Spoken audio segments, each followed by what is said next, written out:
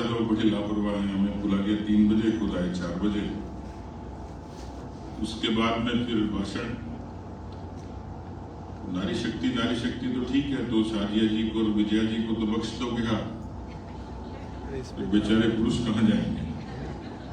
मेरे को भी दिक्कत ही हो रही है कि अंग्रेजी के एक लेखक हैं डेल कार्नेगी, उनकी पुस्तक है हाउ टू विन फ्रेंड्स, और ये मुझे पूरा भरोसा है कि मैं लंबे भाषण से आपको दोस्त नहीं बना सकता। इसलिए मैं बहुत कम शब्दों में कोशिश करूंगा कि अपनी बात को समाहित कर लूं, लेकिन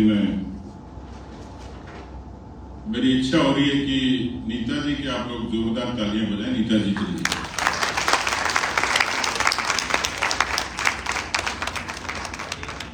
क्योंकि बहुत सहज तरीके से और कम समय में इस कार्यक्रम का इतना सुंदर आयोजन किया है, तो इसके लिए वास्तव में नीता जी यहाँ के आज के सम्मान के अधिकारी हैं, तो मैं हृदय से उनको बहुत आभार ज्ञापित करता हूं कि एक तो बहुत ही सामयिक विषय पर आज की ये महिला सशक्तिकरण और आत्मनिर्भर भारत की इस परिचर्चा को आपने यहाँ छोटी खासी में इस रूप में यहाँ पर आपने प्रारंभ किया। अभी रघुनाथ जी कह रहे थे कि देश की वित्त मंत्री महिला है। हमारे यहाँ तो हमेशा वित्त मंत्री महिला ही रहती है। पहले माँ होती है, फिर पंचायती करने के लिए भाभी आ जाती है। माँ यदि कहीं बाहर चली जाए तो वो भी बहन को सौंप के जाती है, और कई बार बिल्कुल तंगी होती तो बेटी के आगे हाथ फैलाना पड़ता है, तो वित्त मंत्री भी मंत्रालय भी उनके हाथ में रहता है। मेरी दादी के डंडे से अच्छे अच्छे चोर डरते थे। कोई अजनबी आदमी गांव में मोहल्ले में घुसता नहीं था, तो मैंने उन जैसी रक्षा मंत्री नहीं देखी। तो महिलाओं रक्षा के मामले में ठीक है।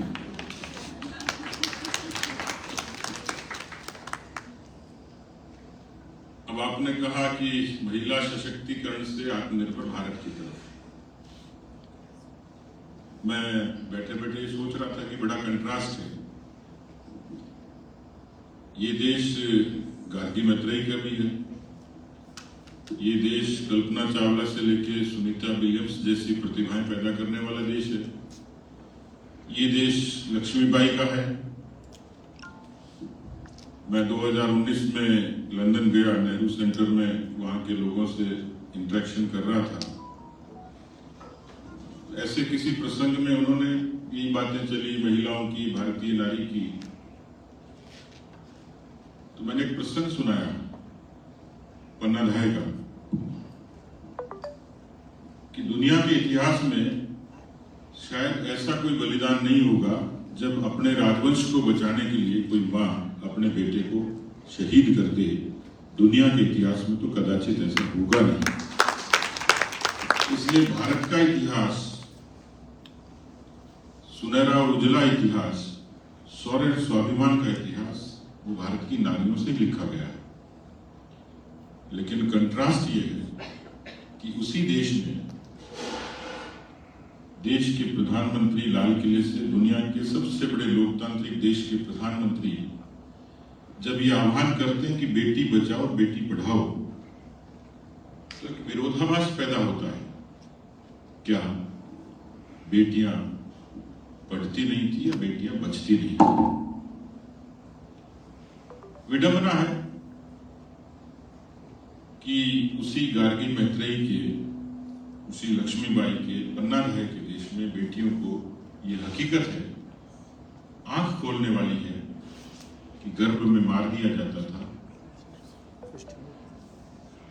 लेकिन नेतृत्व सबल हो, सक्षम हो, काबिल हो, समर्पित हो, तो लाल किले से प्रधानमंत्री की उस वाणी की ओज ने ऐसी करामात की जैसी लाल बहादुर शास्त्री के समय देश में अन्न की कमी पर एक दिन के उपवास के आह्वान ने देश की अन्न की कमी को रोका। उसी तर्ज पर देश के प्रधानमंत्री की उस अपील को, उसका असर ये हुआ कि आज 1000 के मुकाबले 1020 हमारी बेटियां इस देश की लैंगिक समानता को पूरा कर रही हैं। 2017 में एक मेरे मित्र अमेरिका से आए डॉक्टर थे, तो मैंने उत्सुकता से पूछ लिया, क्योंकि तब तक सरकार बदल चुकी थी। डॉक्टर यादवेंद्र राजावत कार्डियोलॉजिस्ट हैं अमेरिका में। मैंने पूछा कि अमेरिका के लोग भारत के बारे में क्या सोचते हैं, तो उन्होंने सहज भाव से कहा कि अमेरिका के लोग भारत पर हंसते हैं। मैंने कहा भारत के बारे में, इतने बड़े देश के बारे में, यही तो बात है कि दुनिया का सबसे बड़ा लोकतंत्र देश का प्रधानमंत्री कहता है शौचालय बनाओ। 100 से ज्यादा अंतरिक्ष की छलांग लगाने वाले देश का प्रधानमंत्री जब आह्वान करता है कि शौचालय बनाइए, देश को स्वच्छ रखिए, कितनी विडंबना होगी। क्योंकि मैं गांव से आता हूं, मैंने अपनी मां को देखा है, दादी को देखा है, परिवार की उन महिलाओं को देखा है जो गांव में अंधेरा होने का इंतजार करती थी। उनके सुरक्षा को, सम्मान को और स्वाभिमान को चुनौती थी। किसी को आज सामान्य बात लग सकती है, पर यह बात सामान्य नहीं थी। एक प्रधानमंत्री की अपील पर देश में 10 करोड़ शौचालय बनते हैं और भारत की नारी के इज्जत के और स्वाभिमान की सुरक्षा होती है, उसके आरोग्य की रक्षा होती है। ये नया भारत है, यही आत्मनिर्भर भारत की पहली सीढ़ी है।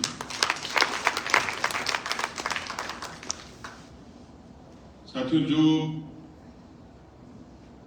चर्चा यहां है, एक समय था जब नारी के बारे में, स्त्री के बारे में एक सामान्य सी धारणा है कि वो घूंघट में रहेंगी, चूल्हा चौका करेंगी, बच्चों की परवरिश करेंगी। लेकिन जिस आत्मनिर्भर भारत की आप बात कर रहे हैं, इसी जड़ता रूढ़ियों के बीच में भारत की आर्थिक तरक्की का कोई कारक था तो हमारी महिलाएं थी। क्योंकि आज भी देश की अर्थव्यवस्था को सबसे ताकत देने वाला कोई सेक्टर है तो खेती है, किसानी है, एग्रीकल्चर है, फार्मिंग है। और आपने हिंदुस्तान के तमाम देश देखे होंगे, जगह देखी होंगी, हर प्रदेश देखा होगा। कभी आप गाड़ी से गए होंगे, रेलगाड़ी से गए होंगे, आपने हमेशा खेत में काम करती हुई स्त्रियों को ही देखा होगा, पुरुषों को नहीं देखा होगा। कोरोना के कालखंड में केवल एक सेक्टर ऐसा था जिसकी वृद्धि दर 3.4% केवल खेती में थी, और उस खेती को ताकत देने का काम भारत की नारियों ने किया है, आज भी करती है। और इसलिए जब आत्मनिर्भर भारत की तरफ चलते हैं, नहीं महिला के सशक्तिकरण की तरफ चलते हैं, तो मैं उसको दोहराऊंगा नहीं, क्योंकि आदरणीय विजया जी ने उसको बहुत खूबसूरत तरीके से कहा है। उस जड़ता को भी तोड़ा, उस रूढ़ी को भी तोड़ा है, और उस रूढ़ी को तोड़कर कोई अवनी चतुर्वेदी की फाइटर प्लेन उड़ाती है, तो भारत की नारी शक्ति के बदलते रूप का, प्रतिरूप का वो एक तरीके से प्रतिनिधित्व करती है। तो देश बदला है, पर जो मैंने कहा कंट्रास्ट है, उस कंट्रास्ट में वो सारी चीजें शामिल हो जाती कि जो नारी की शक्ति को, नारी की तरक्की को रोकती है। और इसलिए मुझे ये कहने में परहेज नहीं है, समय तो बदलेगा, बदल भी रहा है। जनमत का दबाव भी, लोकमत का दबाव भी, और सरकारों की मंशा भी, और नेतृत्व की इच्छा भी। और जब इच्छा शक्ति प्रबल होती है तो करामात होती है, सही दिशा में निर्णय होता है। कौन कल्पना करता होगा कि दुनिया के सबसे बड़े लोकतंत्र में कोई जनजाति की महिला इस देश की राष्ट्रपति बनेगी। द्रौपदी मुर्मू जी ने बनकर ये साबित किया। और यदि आपने उनको, उनके जीवन को पढ़ा होगा, उनके इंटरव्यू को देखा होगा, अभी अंतर्राष्ट्रीय महिला दिवस पर उनका एक अच्छा लेख है, मैं चाहूंगा आप लोग पढ़िए। वित्त मंत्री के रूप में उनकी भूमिका का जिक्र हुआ। ये भारत देश है जहां ब्रिटेन से पहले भारत की नारियों को मताधिकार का अधिकार मिला। देश में, अमेरिका में आज तक दुनिया का सबसे बड़ा पूंजीपति और विकसित देश है, लेकिन वहां की राष्ट्रपति कभी महिला नहीं बनी। हमने 2 महिला राष्ट्रपति इस दुनिया के सबसे बड़े लोकतंत्र बनाए।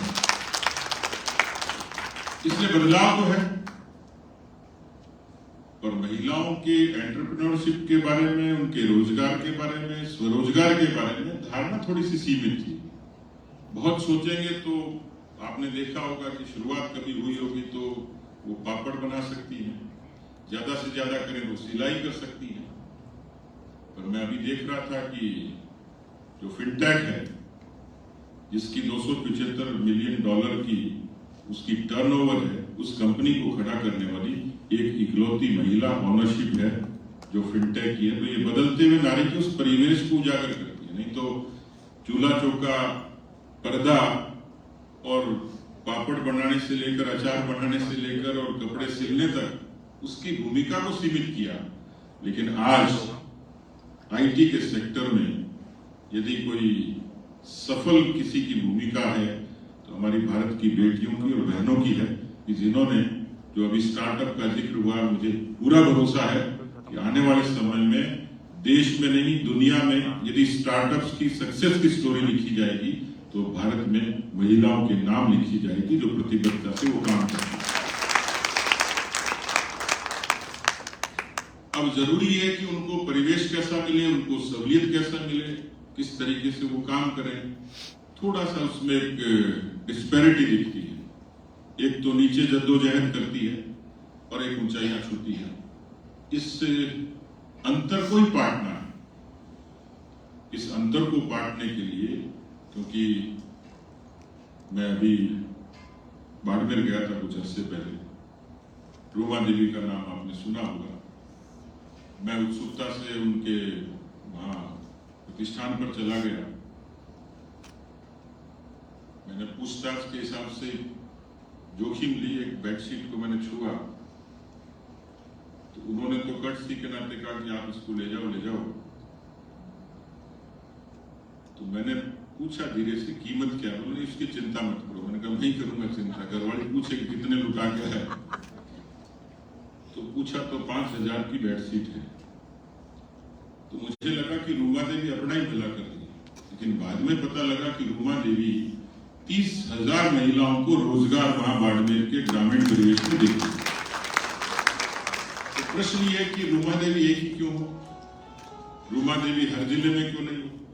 रूमा देवी हर सेगमेंट में क्यों नहीं? इसलिए जड़ता को भी तोड़ा, उस विरोधाभास को भी तोड़ा, लेकिन इससे आगे मुझे लगता है अब उस सोच को और व्यापक करने की जरूरत है। किस तरीके से उनको सहूलियत मिले, संबल मिले, ताकत मिले, और उस चीज के लिए जो सामान्य चीजें हैं, हो सकता है बहुत सामान्य परिवेश की महिला के मन में उत्कंठा हो कि मैं उस सिलाई मशीन से आगे जाऊं। तो सबसे पहले तो उसके आर्थिक संबल की जरूरत होती है कि उसको सोर्सेज क्या, पैसा कहां से मिले। अब हमारे यहाँ तो नेचुरल सी बात है। मुझे मेरी माँ बताती है कि उसको जो हमारे यहाँ कितनी मंदी थी, उस मंदी को थामने का काम किसी ने किया तो भारत की महिलाओं की सेविंग्स ने किया। दुनिया के देशों को चुनौती खड़ी होगी, लेकिन हिंदुस्तान मंदी पे बिखरा नहीं, क्योंकि वो सेविंग थी। और सेविंग महिला से ज्यादा कोई, मुझे लगता है कि समझ नहीं सकती। और नोटबंदी जब हुई उससे तो बोल खुल गई पूरी। घर में जितने पुराने नोट दबे थे सब सामने आ गए। प्रैक्टिकल सी बात है, सब इससे साक्षी है। एक जगह तो बड़ा इंटरेस्टिंग हुआ, मियां बीवी का झगड़ा होकर थाने पहुंच गए। तो पुलिस वाले ने पूछा भी तकलीफ क्या है? बोले तकलीफ कुछ नहीं है, मेरे को बता देती कि नहीं तने दबा रखे और कुछ नहीं है। बाद में अपने भाई को कहती है कि उसको मैं कन्वर्ट करा के नोटबंदी में। तो मेरी माँ मुझे बताती है, मैंने पूछा कि हमने मकान कैसे लिया शहर में, गांव से आए थे। उसने कहा कि जो शगुन में पैसे मिलते थे, कभी मामा दे के गया, कोई रिश्तेदार दे के गया, उस सेविंग से मेरी माँ ने, मेरे पिताजी ने मकान खरीदा तो मेरी माँ की उस सेविंग से खरीदा। यानी हम अच्छे वित्त मंत्री हमारे घर में पहले से ही। बातों को थोड़ी व्यवस्थित करने की बात है कि आर्थिक रूप से परिवार को सक्षम करना, समाज को खड़ा करना, ये महिला की फितरत बहुत पहले से रही है।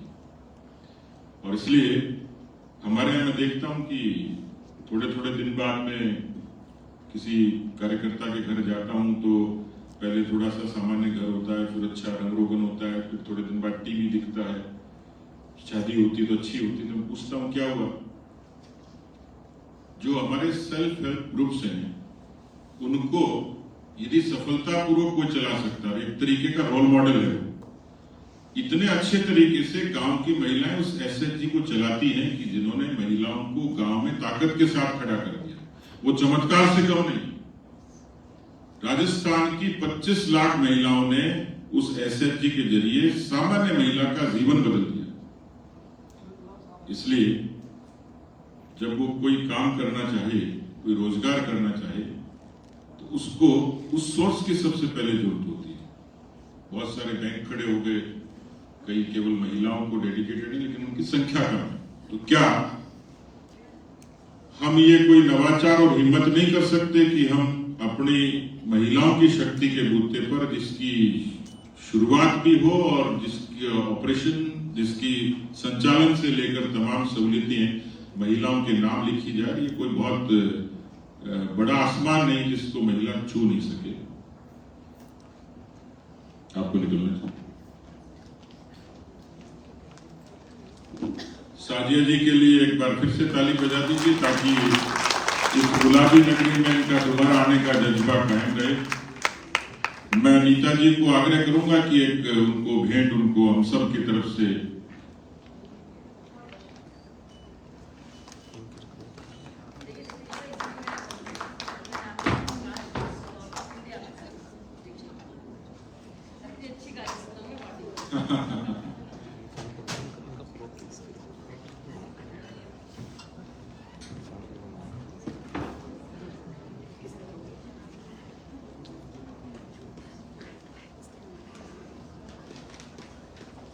बैग तो छोड़ जाते नहीं, जाओ।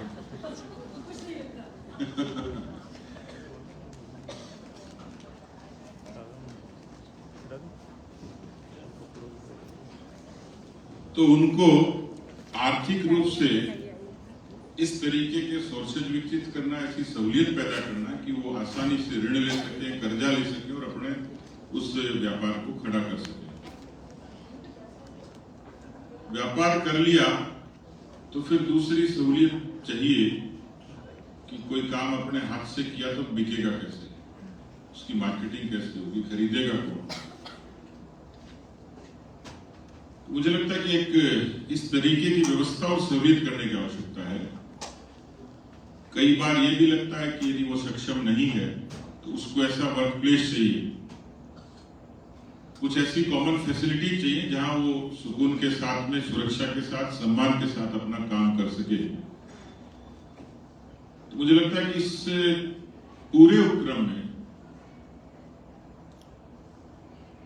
मेरी जब चर्चा होती है काफी विमेन एंटरप्रेन्योर से, उनके अपने अनुभव सुनता हूं, बहुत गांव के परिवेश की साधारण महिलाएं भी जब बहुत अच्छे तरीके से काम करती हैं, लेकिन कई बार क्या होता है कि कुछ लिमिटेड सी सक्सेस स्टोरी सामने आती है, जिन्होंने बहुत संघर्ष किया होगा, लेकिन समाज को उनको जानना जरूरी है।